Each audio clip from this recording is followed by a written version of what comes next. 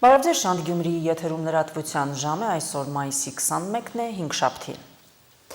Երևանում առաջին անգամ տեղի ունեցել Ախուրյան եւ Արաքս գետերի ջրերի համատեղ օգտագործման Հայաստան-Թուրքիա հանձնաժողովի համատեղ նիստը։ Սարդարապատի կարգավորիչի շահագործման եւ Ախուրյանի ջրամբարի շահագործման մշտական գործող անդրսահմանային ջրային ռեսուրսների կառավարման հայ-թուրքական հանձնաժողովների հանդիպումը նախ տեղի է ունեցել Հայաստանի եւ Թուրքիայի հանրապետությունների սահմանային անցակետում, այնուհետև տարածքային կառավարման եւ ենթակառուցվածքների նախարարության ջրառ ընկերության վարչական շենքում։ Հանդիպման ընթացքում ստորագրվել են մի շարք փաստաթղթեր։ Ջրառ ընկերության տնօրեն Տիգրան Վարդանյանը նշել է, որ կնքված փաստաթղթերը կազմվել են 2 ստեկ շահավետ պայմաններով։ Հանդիպման ընթացքում ձեռք են բերվել նաեւ մի շարք կարևոր պայմանավորվածություններ։ Պաշտպանության նախարար Սուրեն Պապիկյանը իր Facebook-յան էջում տեսանյութ է հրապարակել, որտեղ մասնավորապես բացում է ճակերտները, թե ինչ է սպասվում մայիսի 28-ի զորահանդեսում։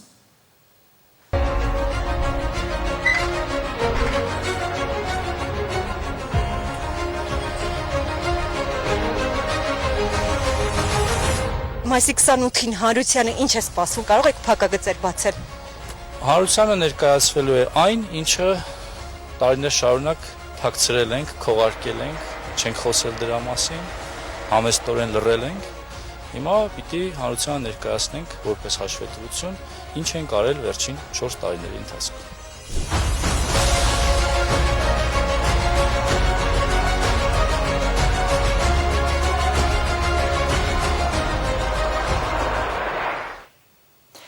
Մոսկվան օրեր առաջ հայտարարեց, որ այս ամսվա վերջին Աստանայում կայանալիք ՀԱՏՄ գագաթնաժողովում քննարկվելու է Հայաստանի անդամակցության հարցը։ Պաշտոնական Մոսկվայից շարունակում են հնչել կոշտ հայտարարություններ։ Ընդհանուր առմամբ նրանց հայտարարությունների հիմնական ուղերձն այն է, որ Մոսկվան դժգոհ է Հայաստանի դեպի Եվրամիություն շարժումից եւ փորձում է ցույց տալ, որ դա կարող է քաղաքական ու տնտեսական հետևանքներ ունենալ հայ-ռուսական հարաբերությունների համար։ Ռուսաստանի անվտանգության խորհուրդը 3 հատուկ նիստում քննարկել է Հայաստանի հետ հետագա համագործակցությունը քաղաքական եւ տնտեսական ոլորտներում։ Խորհրդի քարտուղար Սերգեյ Շոյգուն պնդել է, թե Հայաստանի ղեկավարությունը վերջերս քայլեր է ձեռնարկում, որոնք անհամատեղելի են Ռուսաստանի հետ դաշնակցային հարաբերությունների ոգում։ Հայաստանը միջազգային հարթակներում պարբերաբար համաձայնում է Եվրամիության դիրքորոշմանը եւ ակտիվորեն աշխատում է ստանդարտների փոփոխման եւ Եվրամիության հետ մաքսային ու առևտրային ռեժիմների համաձայնեցման ուղղությամբ, որը կարող է չհամապատասխանել Հայաստանի պարտավորություններին Եվրասիական տնտեսական միության շրջանակներում։ Շոյգուն ասել է, թե Ռուսաստանի նկատմամբ ոչ բայրացակամ տրամադրված մի շարք երկրներ վերջին տարիներին դարձել են Հայաստանի ռազմավարական գործընկերները։ Բացի այդ, հիշատակել է Հայաստանի անդամակցությունը միջազգային քրեական դատարանին։ Ռուսաստանի Դաշնության անվտանգության խորհրդի քարտուղարը ընդգծել է, որ Ռուսաստանը Հայաստանին մատակարարում է բնական գազ, ալյուր, հացահատիկ, պարարտանյութ եւ բենզին շուկայական գներից 3 անգամ ցածր գներով։ Նա անդրադարձել է նաեւ իմիգրանտներին։ Հայաստանի Հանրապետության քաղաքացիներն աշխատում են Ռուսաստանում առանց քվոտաների, արտոնագրերի կամ աշխատանքային թույլտվությունների, վայելելով հավասար առողջապահական, կենսաթոշակային եւ սոցիալական ապահովագրության իրավունքները։ Ռուսաստանից Հայաստան անցյալ տարի գրեթե 3.9 միլիարդ դոլար է փոխանցվել, դրամական փոխանցումների ընդհանուր ծավալի գրեթե 2/3 կամ Հայաստանի հնայի մոտ 13%-ը։ Ռուսաստանի անվտանգության խորհրդի քարտուղարը նաև նշել է, որ 2020 թվականին հենց Ռուսաստանի միջնորդությունն է թույլ տվել դադարեցնել ռազմական գործողությունները։ Հայաստանի Հանրապետության արտգործնախարար Արարատ Միրզոյանը մեկնաբանել է Ռուսաստանի Դաշնության անվտանգության խորհրդի քարտուղար Սերգեյ Շոյգուի հայտարարությունը։ Եղել են ժամանակներ եւ իրադարձություններ, երբ մենք մեր գործընկերներից ակնկալել ենք այլ գործողություններ, առնվազն պայմանագրերով նախատեսված քայլեր, սակայն դրանք չենք տեսել։ Ամեն ինչ շատ հարաբերական է։ Միրզոյանը նշել է, որ Հայաստանը մտադիր չէ լարվածություն մտցնել հայ-ռուսական հարաբերություններում։ Նա նշել է, որ վարչապետ Նիկոլ Փաշինյանը մի քանի անգամ հայտարարել է, որ Հայաստանը Ռուսաստանի Դաշնության շահերը վնասելու ոչ մի ցանկություն չունի։ ՀԱՏՄ անդամ երկրները չեն կարող Հայաստանին դուրս հանել միությունից, ազատության հետ զրույցում հայտարարել է Հայաստանի արտգործնախարարը, իսկ Երևանի օրակարգում ըստ նրա այս պահին կառույցից դուրս գալու հարց չկա։ Հիշեցնենք 10-ի հետ զրույցում Ռուսաստանի փոխվարչապետ Ալեքսեյ Օվերչուկը հայտարարել էր, որ մայիսի 29-ին Աստանայում կայանալիք ՀԱՏՄ գագաթնաժողովի ընթացքում քննարկվելու է այդ կազմակերպությունում Հայաստանի կարգավիճակի հարցը։ Դա շատ բարդ հարց է, մենք չենք ցանկանում, որ Հայաստանը լքի ԵԱՏՄ-ն, բայց եւ տեսնում ենք այն խնդիրները, որոնք կծագեն Եվրամիությանը միանալու կամ այդ դաշինքի հետ հարաբերությունները սերտացնելու դեպքում։ Եթե ընտրությունը կատարվում է հօգուտ Եվրամիությանը, մեզ մոտ հարցեր են ծագում։ Նախ եւ առաջ, ինչու մենք պետք է աջակցենք այդ ընտրությանը մեր բյուջեի հաշվին։ Եթե Հայաստանը միանում է Ռուսաստանի հանդեպ ոչ բարեկամաբար տրամադրված պետություններին,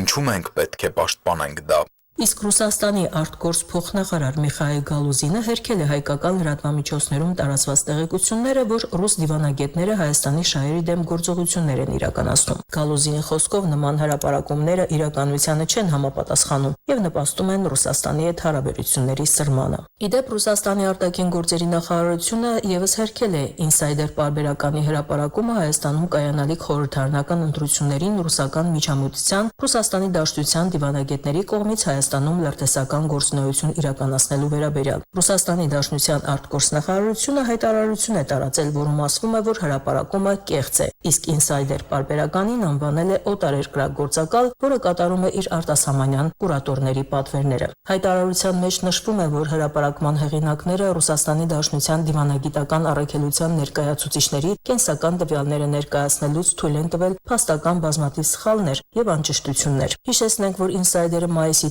19-ին ծավալուն հոդված էր հրապարակել հունիսի 7-ին Հայաստանում կայանալիք խորհրդարանական ընտրություններում Ռուսաստանի հնարավոր ազդեցության, Ռուսաստանի Դաշնության նախագահի վարչակազմում Հայաստանի ուղղությամբ տարվող աշխատանքների համակարգման եւ Երևան ուղարկված պատասխանատուների մասին։ Մոլդովայում եւ Հունգարիայում վերջին անհաջողություններից հետո Կրեմլն իր ռեսուրսներն ուղղել է դեպի Հայաստան, որտեղ հունիսի 7-ին նախատեսված են խորհրդարանական ընտրություններ։ Կրեմլը հույս ունի կանխել գործող վարչապետ Նիկոլ Փաշինյանի քաղաքացիական պայմանագիր կուսակցության հաղթանակային բանից հետո, երբ նա սկսել է խորացնել հարաբերությունները Եվրոպական միության եւ Միացյալ Նահանգների հետ, նշել է ինսայդերը։ Պարբերականը բացահայտել է, թե Ռուսաստանի նախագահի վարչակազմում ով է համակարգում հայկական ուղղությունը, արտաքին հետախուզության ծառայության գլխավոր հետախուզական վարչության եւ անվտանգության դաշնային ծառայության որ սպաներն են ուղարկվել Երևան, ու թե ինչպես են հայաստանյան ընդդիմադիր թեկնածուները կապված Ռուսաստանի հատուկ ծառայությունների հետ։ Հալաղալաչյան, Հորիզոն։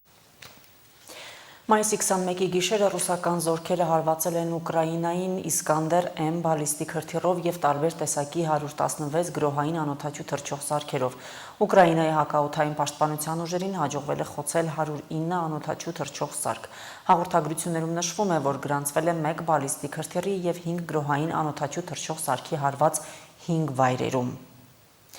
Ռուսաստանի պաշտպանության նախարարությունը այսօր հայտարարել է, որ միջուկային զինամթերք է մատակարարել Բելարուսի դաշտային պահեստներ, որպես խոշոր միջուկային զորավարժությունների մաս։ Ռուսաստանում եւ Բելարուսում անցկացվող երրորդյա միջուկային զորավարժությունները տեղի են ունենում ռուս-ուկրաինական հակամարտության սրման ֆոնին։ Ռուսաստանը հայտարարել է, որ Բելարուսում գտնվող հրթիռային ստորաբաժանումը վարժանքներ է անցկացնում շարժական Իսկանդեր-M մարտավարական հրթիռային համակարգով։ Իսկանդեր-M-ը շարժական կառավարվող հրթիռային համակարգ է, որը փոխարինել է խորհրդային Սկադին։ Դրա կառավարող հրթիռները ունեն մինչև 500 կիլոմետր հեռահարություն եւ կարող են կրել սովորական կամ միջուկային մարտագլխիկներ։ Պատերազմի ողջ ընթացքում նախագահ Վլադիմիր Պուտինը հիշեցումներ է արել Ռուսաստանի միջուկային հզորության մասին, որպես արևմուտքին ուղղված նախազգուշացում, չափազանց հեռու չգնալ Կիևին աջակցելու հարցում։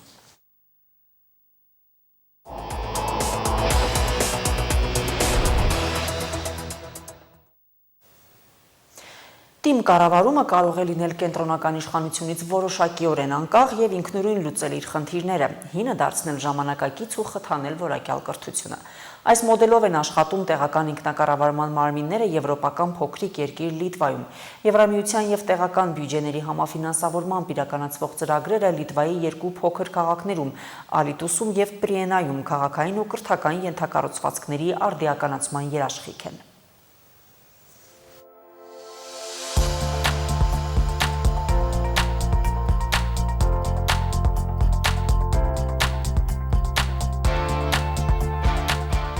Ալիտուսը Լիտվայի մեծությամբ 7-րդ քաղաքն է։ Փոքրիկ քաղաք, որն ապրում է անաղմուկ ու հանգիստ առօրյայով։ Իսկ սա Ալիտուսի դպրոցներից մեկն է, որտեղ աշակերտները սովորում են առաջինից 8-րդ դասարաններում։ Այս դպրոցը մի յուրահատկություն ունի։ Այնտեղ դասապրոցեսը նույնպես հանգիստ ու անաղմուկ է։ Դասերը սկսվում ու ավարտվում են առանց զանգի։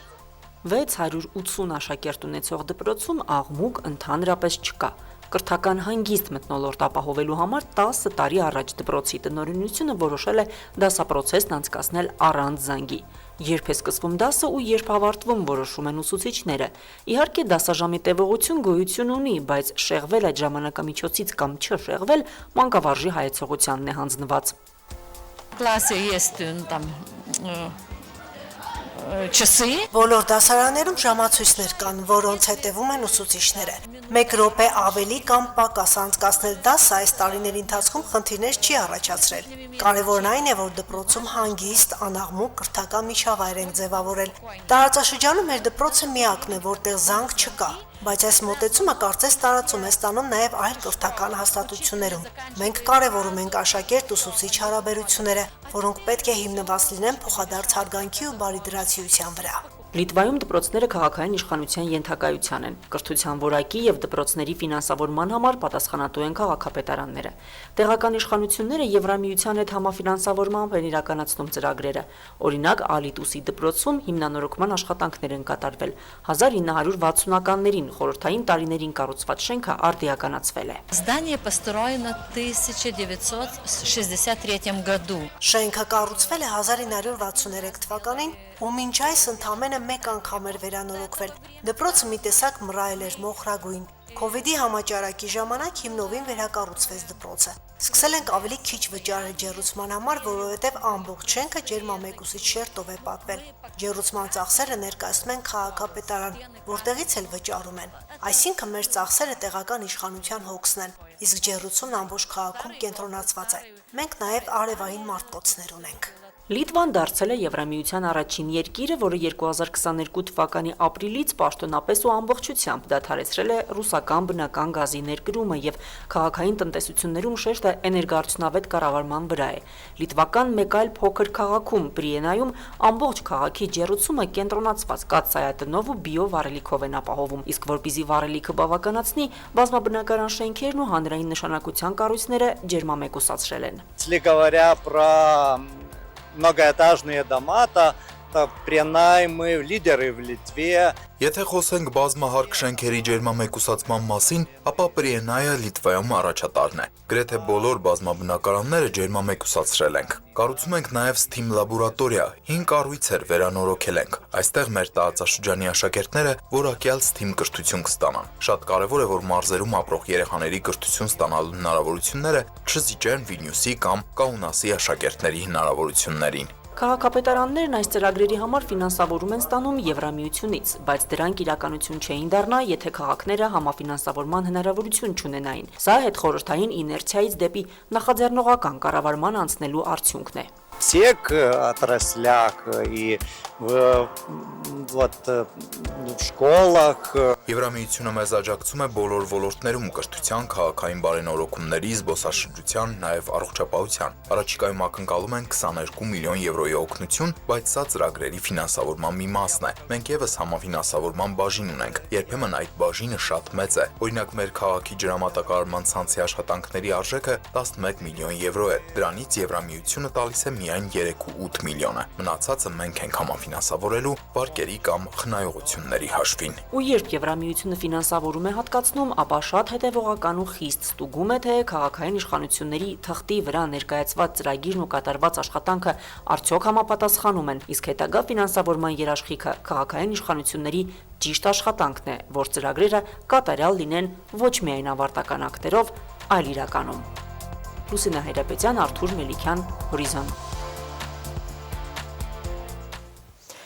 Գյումրիի կոյուղատար ցանցի հնության եւ կրկնվող վթարների մասին բողոքները վերջ չունեն։ Ջրմուղի մատյաններում քաղաքի տասնյակ հասցեներից գրանցվող ահազանգերը չեն պակասում, իսկ բոլորին արագ արձագանքել բրիգադները չեն հասցնում։ Դրանց շարքում շատ են կրկնվող հասցեները։ 10 օրը մեկ ջրմուղից բրիգադ են կանչում Լիսինյան փողոցի բնակիչները։ Կոյուղին խցանված է, կեղտաջրերը հոսում են թաղամասի բակերով։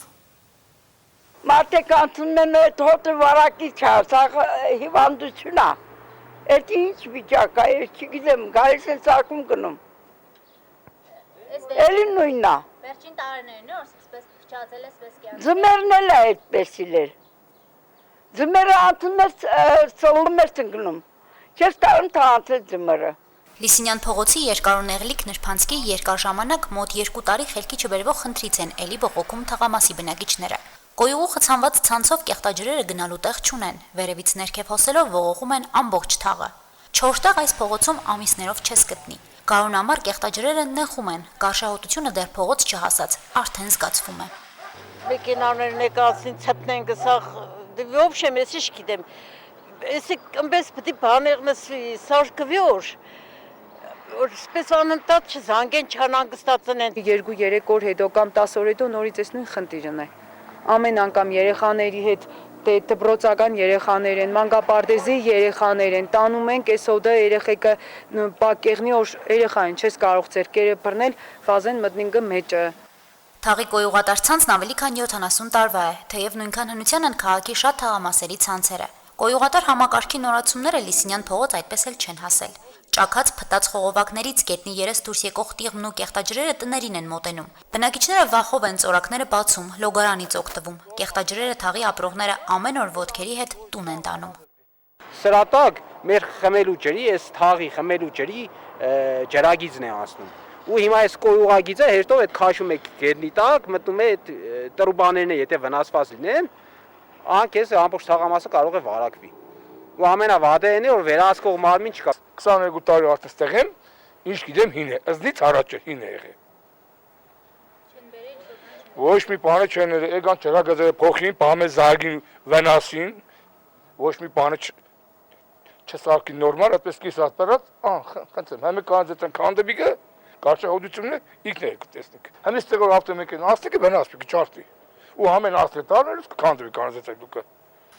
Եթե շենքի ներսում չէ, խմելու ջրի թե կոյուղատար ցանցի սպասարկման պատասխանատուն ջրմուղն է։ Լիսինյանի տեղն էլ, խնդրի մասին էլ գիտեն։ 2 տարի է վթարների ահազանգների գրանցամայցանում հասցեն միշտ կա։ Բնակիչների հերթական բողոքը 2 շաբաթ առաջ են ջրմուղում գրանցել։ Ինչպես նախորդներին, այնպես էլ այս անգամ տեխնիկա ու բրիգադ են ուղարկել։ Դիտահորից ջուրը քաշել են, մաքրել, այսինքն հարցը լուծել ժամանակավոր։ Շիրակ տեղամասի պետն ասում է, թե խողովակները շահագործման համար բավարար վիճակում են, փոխելու կարիք չունեն։ Իսկ խցանումները ըստ ջրմուղի պետի ոչ այնքան անձրևաջրերի, որքան կոյուղի լցվող կենցաղային աղբից են, որի մեղավորը թաղամասի բնակիչներն են։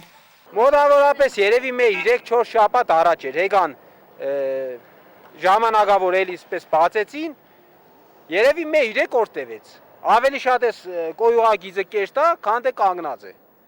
3 օր կտևե, մինչև առաջի անձրևը գալը։ Պետք է երևի ավելի մեծ կոյուղագիծ գցեն, չգիտեմ էլի, բայց համենայն դեպս այս հարցին լուծում է պետք տալ էլի։ Ցենց 12 ամիս այս կոյուղագծերը կեշտա։ Թեմի ուդիցը ինչ տեխնիկը, այսինքն արդեն չգիտենք։ Բայց հորդարած անձրևի բան ժամանակ էլի կլսվի, էլի նույն խոսքս են պատկերն։ Էս է։ Բնակիչներն էլ այլ բան են հաստատում, որ 10 օրը մեկ թաղ եկող ջրմուղի բրիգադները իրենց թաղի դիտահորից աղբ չեն հանել, իսկ ամեն անգամ խցանումների պատճառը անձրևի հետ լցվող ավազն է, քանդված ասֆալտի մնացորդներն են։ Բնակիչների բողոքից ժամեր անց էլի բրիգադ են ուղարկել նույն հասցե։ Նորից դիտահորը բացել էին, մաքրել, քաշել կեղտաջուրը նույն ժամանակավոր լուծման տարբերակով, բայց այս անգամ բնակիչներին խոստացել են դիտահորը փոխել։ Երևի դրանով վերջ տալ կրկնվող խցանումներին։ Հասմիկ Թումասյանը, Արարատ Ծատուրյան, Հորիզոն։ Այժմ լրահոսը եւս սպառված է, նորությունների սպասեք մեր հաջորդ թողարկումներում։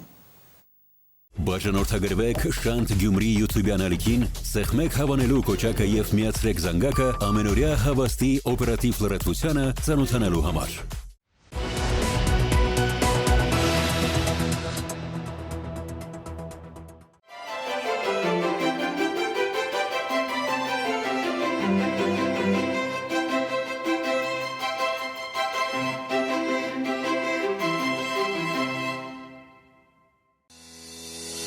Արդեն Գյումրիում բելգիական աշխարհահռչակ The Tuning ֆիրմայի հումքով մետաղապլաստե դռներ եւ պատուհաններ GM Profi կողմից։ Առաջարկում ենք նաեւ թրծված ապակե վիտրաժներ, ալյումինե ցանկացած բարդության աշխատանքներ։